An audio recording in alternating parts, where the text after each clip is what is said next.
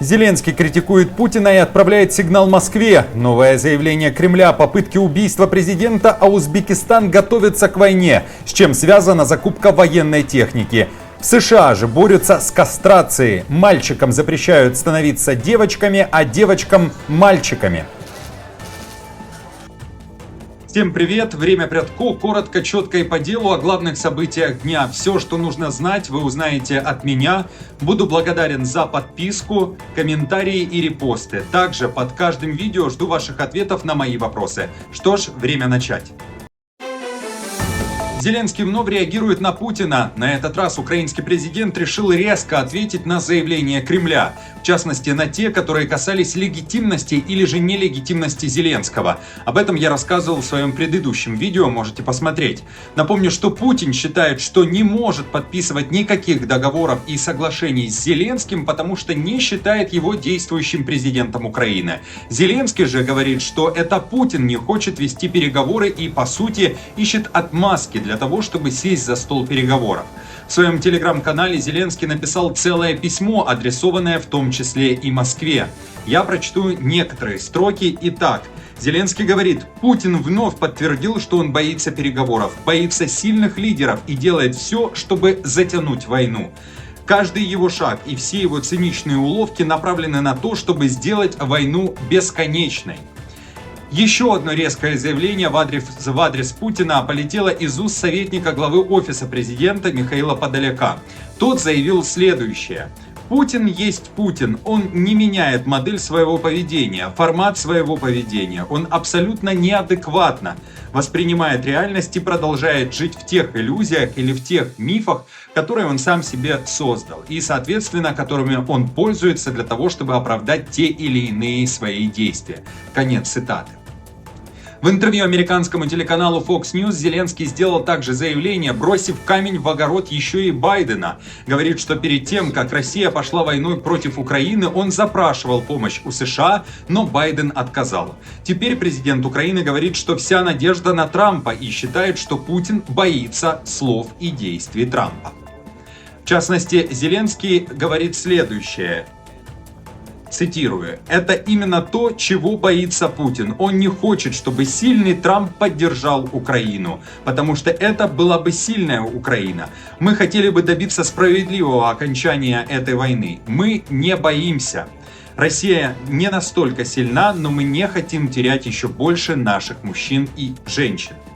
В Кремле же были последние 2 дня озабочены заявлением Такера Карлсона, американского ведущего, который заявил, что администрация Байдена хотела убить Путина.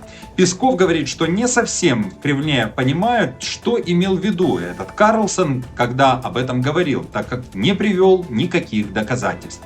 А как вы считаете, может ли Трамп поставить на место Путина и какой будет его тактика по отношению к Зеленскому? Пишите свои варианты в комментариях под этим видео.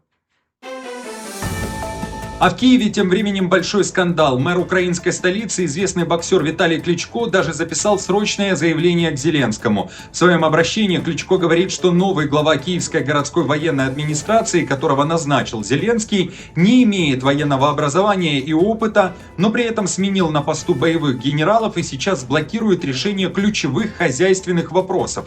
В частности, восстановление поврежденных домов, компенсации пострадавшим жильцам, восстановление инфраструктуры и другие дела. Это дестабилизирует управление городом и создает угрозу жизнеобеспечению столицы, говорит Кличко. Тот, кого он обвинял, уже ответил. Тимур Ткаченко говорит, что заявление Кличко очень странное. И Ткаченко уверяет, что Кличко не работает. Дома, которые были разрушены российскими дронами или ракетами, до сих пор не восстановлены. Что лишь только недавно с улиц убрали авто, которые также сгорели после атак России. И также Ткаченко уверяет, что не склонен устраивать политические шоу, потому что надо работать на благо киевлян. Готовится ли Узбекистан к войне? Республика подписала соглашение о приобретении военных беспилотных летательных аппаратов Анка-Сиха, разработанных турецкой аэрокосмической компанией.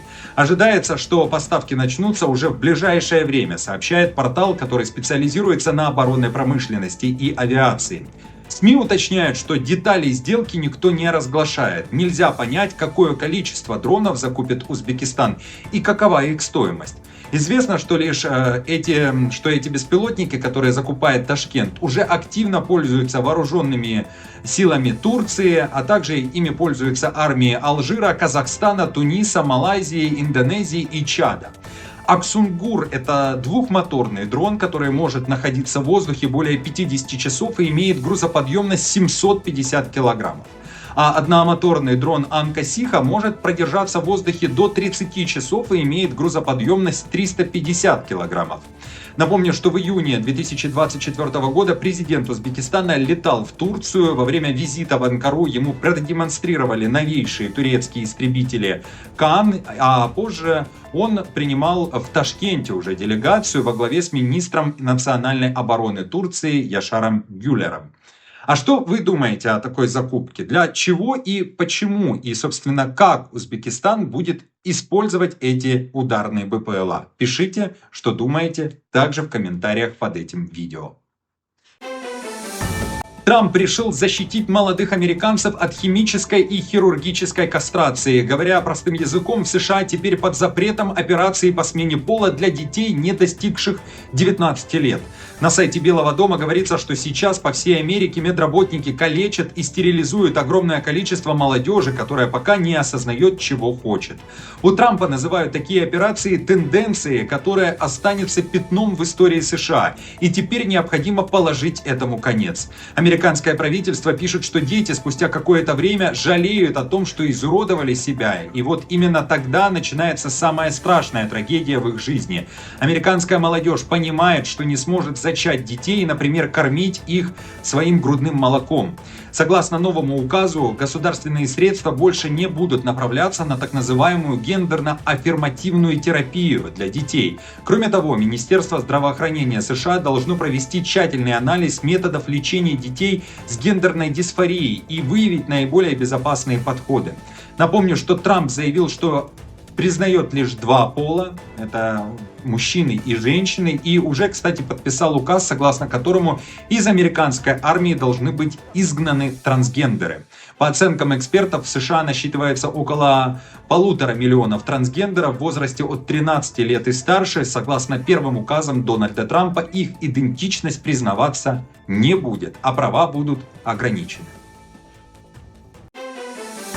США начинает масштабную депортацию мигрантов. В частности, из Америки планируют выдворить 975 граждан Узбекистана. Об этом говорится в отчете службы иммиграции и таможенного контроля за ноябрь 2024 года. Всего подлежат депортации практически 1,5 миллиона иностранных граждан. Они не находятся под стражей, но в их отношении уже вынесено окончательное решение. Итак, лидеры по числу депортаций: Гватемала, Гондурас, Мексика и Сальвадор. Также депортации ожидают 37 908 граждан Китая и выходцев из Центральной Азии. В частности, граждане Казахстана, Кыргызстана, Таджикистана и Туркменистана, судя по всему, также поедут домой. Не ехать в Россию, отказаться от любых поездок в эту страну призывает своих граждан Германия. В Берлине говорят, что это опасно для немцев, там их могут арестовать ни за что. Кроме того, есть угроза оказаться в опасной зоне, которая подвержена атакам беспилотников. В частности, существуют угрозы БПЛА для Москвы и Московской области и других регионов РФ. Особенно небезопасной признана ситуация в приграничных регионах России: Белгородская, Курская, Брянская, Воронежская, Ростовской областях и Краснодарском крае. В этих зонах продолжаются боевые действия, а в Курской области происходят вооруженные столкновения. В незаконно оккупированных Россией украинских территориях, такие как Луганск, Донецк, Херсон и Запорожье, и в этих областях действует военное положение, и поездки туда категорически не рекомендуются, также говорят в Германии. Об этом, в частности, написано на сайте немецкого правительства. Гражданам Германии, находящимся в России, рекомендуется пересмотреть необходимость их пребывания в стране и по возможности покинуть ее. Спасибо вам за просмотр, лайк и за ответы на мои вопросы. Если вы досмотрели до этого момента, говорю вам огромное спасибо и прошу подписаться, чтобы всегда быть в курсе важных новостей. Подписка также важна и для меня, и для продвижения этого видео. Конечно, ваша поддержка помогает нам развиваться. До встречи!